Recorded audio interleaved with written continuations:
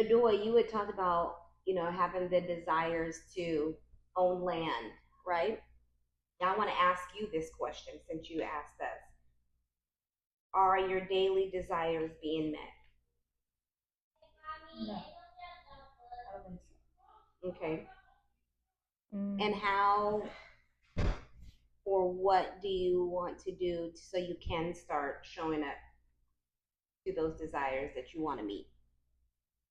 I would say probably be more like vocal about how I feel in situations, Mm-hmm. or I don't know, listen to myself more. Okay, good. That's a start. Write that down. Write that down. I think that's a character in the movie. Write that down. Write that down. Right.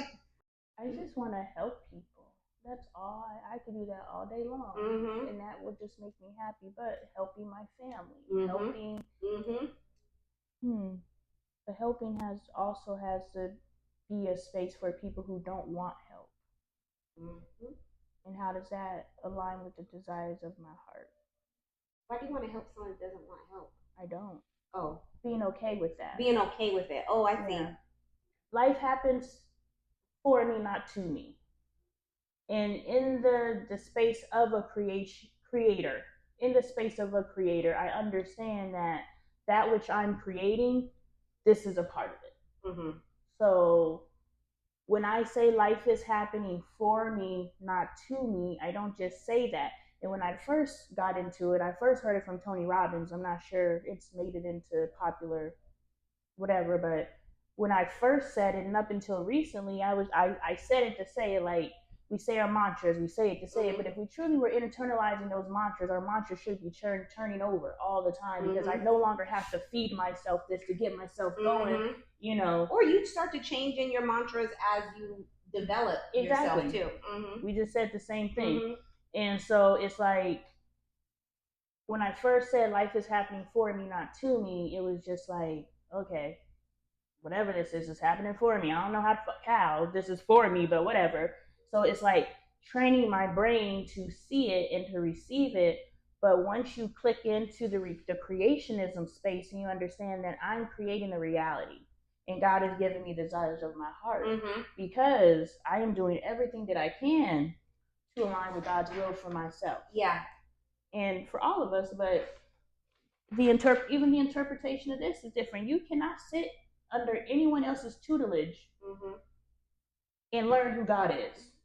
Because when I read this, we just did it with that group of verses. What I read, you received something, and when I said something, it expanded what you were thinking. So you're like, dang, I was over here, but now you said that, so now I'm over here. Yeah. So it's like, if you're not even getting into it, then you only have my perception to go off of.